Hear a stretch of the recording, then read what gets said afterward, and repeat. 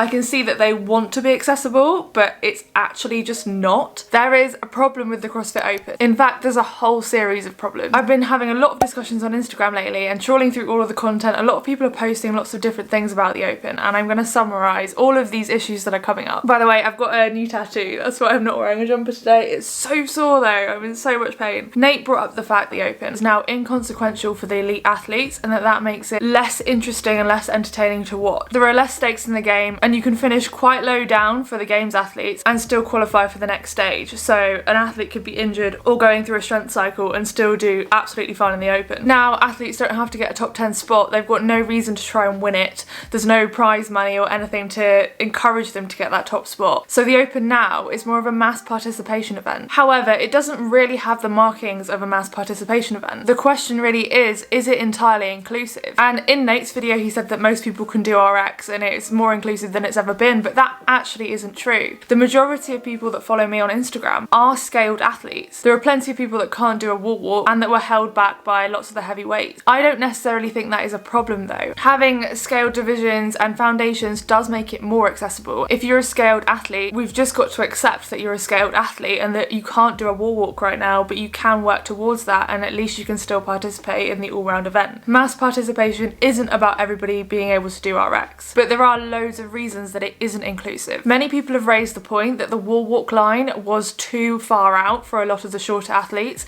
and borderline dangerous. I have spoken to a few athletes that the line was only a couple of inches above their actual height, which made getting into the wall walk position very difficult. The video procedure also makes it very not inclusive, and as somebody that trains in a non-affiliate, I had to go through this experience this year. People that submit videos are held to a very extreme standard of setting up. We have these really overcomplicated floor plans that are very difficult to do. You need an entire team of people. You need a judge, you need weight changers, you need a cameraman, you need at least 3 people in order to do an attempt. You've also got to film the measuring and the setup and all the individual weights, and it makes it very stressful and very difficult and very anxiety provoking. And then like in my gym, you have incidences where the timers weren't synced properly and you had to redo that whole procedure, and it took about 10 minutes just because the 10-second timer was missed. And I had to set up the WOD-proof app, go back and remeasure all the lines, check everything was in the right place. It was a nightmare. And on the other hand, we've got Adrian Bosman doing this video saying,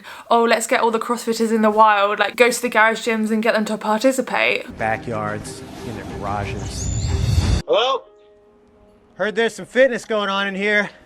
Maybe you like working out, trying to find the fittest. Come on, I can program really good workouts. But they're giving us these incredibly overcomplicated floor plans that are not accessible for a garage gym. You have to have like 25 foot of running space.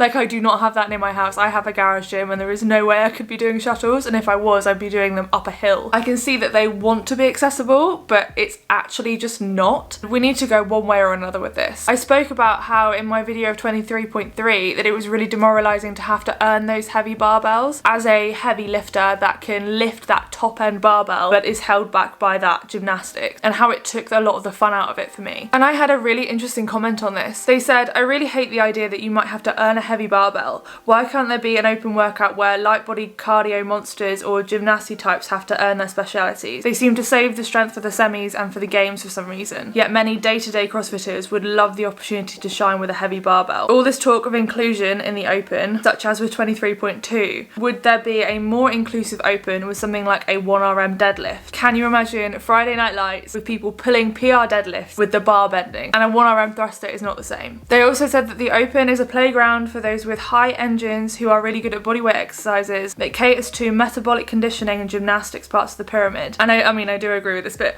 Wall walks are a silly exercise that can do quickly, and the new standards were dangerous for shorter athletes. I think the point about a heavy deadlift, like if you put in some of the more like power lifts or even just like a 1RM snatch or clean and jerk, that would be more accessible and give them more time. If you're really truly into making this a community event, an event for mass participation, and then you've got to think about it as 90% of the people that do the Open are not going to go any further than this. So let's make it about those people. Let's make it enjoyable for them and not demoralizing. Stop holding people back from their strengths. I mean, this is just my opinion on it, but I think if you want people to enjoy it and you want people to like get there first, like maybe completely separate it and have like a really gymnasticsy bias workout, a more like cardio engine bias workout, and then a really strength bias workout, or just have some like max outs like sprinkled in there for the athletes that want to lift heavy, or some heavy barbells that aren't held back by being able to do a strict handstand push-up. Because if it is truly about the everyday athlete and about the wider community, then let them have fun and let them do stuff that they've been working on, because not everybody wants to work on their weaknesses. I know many gymnastic-y athletes that want to work on their gymnastics because that's what they enjoy. Similar for the ones that are really good at the engine stuff, that are maybe training for like other sports like triathlon or something outside of CrossFit. And then there's us heavy athletes, or the ones that come from powerlifting or from Olympic weightlifting, that just want to enjoy going for a big max out session and that buzz that it gives you in the community. I think there is this obsession with it being like the perfect test. If you want it to be a mass participation event, does it have to be that perfect? Can't quarterfinals then be the perfect test that narrows it down to the top athletes, and we can save the CrossFit Open for a big community event that people love to do? I did some polls of how people were feeling after the Open, and there was a percentage of people that felt sad and disappointed, and there was a percentage of people that felt somewhere in between. Those two combined make up the bigger percentage, and then we've also got people that loved it and felt great about it. But I feel like there's a way to make it a lot more fun for everybody. Thankfully though, a lot of people still want to do it next year. One of the reasons it can be so demoralising is because a lot of us actually don't get better, although that's the message that CrossFit give out. Compare yourself to yourself, see how you get better across the years. But actually, as the tests change, some of us get worse, and obviously as life happens, some of us get worse. Like I've gained 30 kilos, of course I'm going to be worse, especially at walks. But Brian Friend, I think he's the Morning Chalk Up guy, he did a really good post on how he has got worse over the years. In 2022 he came 19,000, and this year he came 33,000, which is around where I finished actually. His post says, "The leaderboard is not everything. This is the worst finish I've had since 2017, and I know with certainty that I'm much better and fitter than I was then. Perhaps some of you experienced similar. Things that mattered most were ring muscle ups, capacity, size and strength, strict handstand push-ups and snatching for some. Ring muscle ups, strict handstand push-ups are a thing I've never been good at, and they've accounted for 75% of my open score." He also got the second heaviest thruster he'd ever hit and did various things a lot better, but still ended up with a worse score. And this could be for many different reasons. We saw all domains of CrossFit in every single one of the workouts, and similarly with me, I'm held back by gymnastics, so wherever gymnastics features, I am worse. And I'm better where there's a barbell, and I didn't get to touch the barbell in most of the workouts because the gymnastics held me back. So of course I'm gonna finish lower. And the point is, this isn't comparing us against ourselves. This is comparing us against some random leaderboard where the programming changes every single year. And that's not a good measure of whether we're fitter or not. And this is where, like, instead of a really random lift like a 1RM thruster, if we had like a 1RM deadlift or a snatch or a clean and jerk, then you could PB something and see real big progress in something that you train regularly and that you want to improve on. And equally, if we had a gymnastics bias workout that say progressed from pull-ups to chest to bar to muscle ups, then you could see your progress in your gymnastics. And maybe one year you don't get to the end stage, but then the next year you do and you get your first set of muscle ups. I just think there needs to be a better way to score it for the everyday person so that we actually can compare ourselves against ourselves. Maybe even a scoring system that doesn't put us on a worldwide leaderboard, and something that can literally just compare our ability to our previous ability, so we can scroll back and see that year that we got our first muscle up and then see a year where we got like 10. Because a lot of us don't really care that we placed 30,000th amongst the world.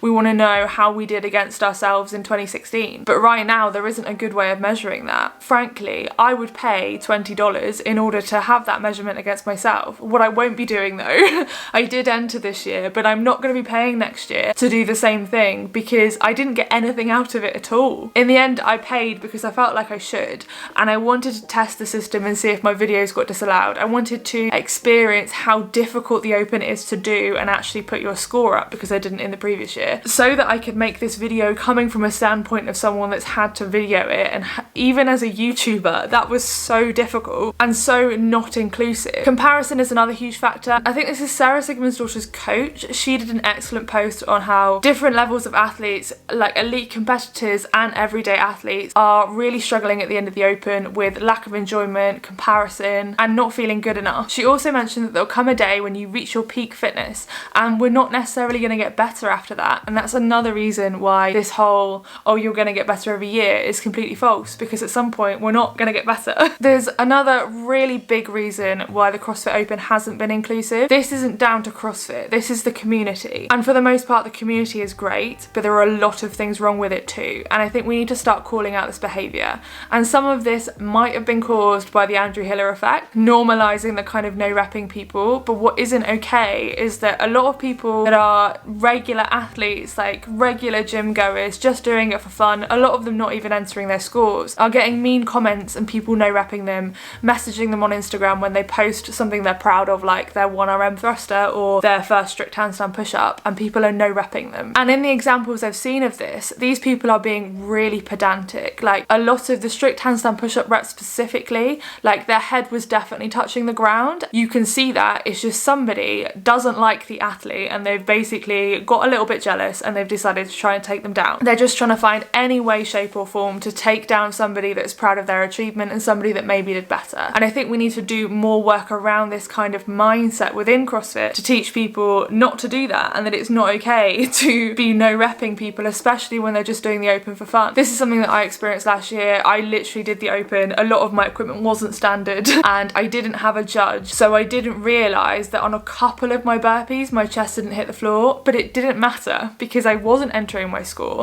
It wasn't being validated. I didn't have a judge to tell me that it was a no rep. And I posted this video on Instagram and I got loads of hate for it, all from CrossFitters, many of them CrossFit coaches, and it's just not okay. The Open should be a really positive experience where people get their first pull-ups or their PB lifts and the community is really nice and welcoming, and it definitely has been that way for me like a few years ago, and this year it was a really enjoyable experience for me in many ways. We need to find a way to go back to that community spirit, and also we need to stop pressuring people to do the Open too. And I did see a lot of posts kind of shaming people or saying like, oh, leave your ego at the door, like implying that if somebody doesn't enter it's because they've got a big ego and they don't want to be on a scoreboard, which like fine, if you don't want to be on a scoreboard, that is okay.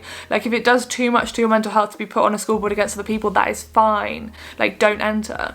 We need to stop having a go at people for not entering and not literally just flushing $20 down the drain, because what do you get other than finding that you're 30,000th in the world? Nothing.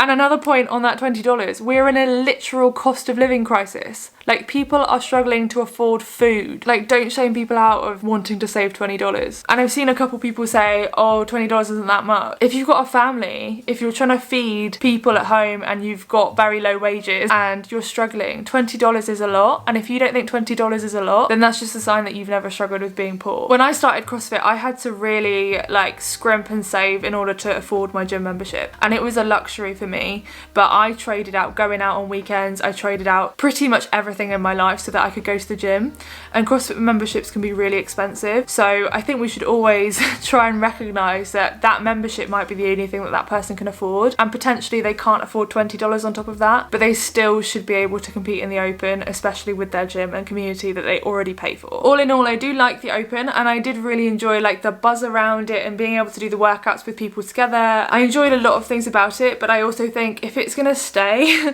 a lot of things need to change, and maybe having these kind of conversations can help turn it into a better mass participation event where people feel included and valued and they feel like they actually are proving how they've progressed across the year. And if you need a reminder, however you did in the Open is not a good sign of how much progress you've made across the year, especially if you didn't get to test those things that you've been working on. Don't let it make you feel like you're not enough. You are enough exactly as you are, and you're allowed to do the sport just for fun and enjoyment. If you want to watch any of my CrossFit Open attempts, here's my CrossFit Open playlist right here. Thank you for watching, guys. I will see you in the next one. Bye.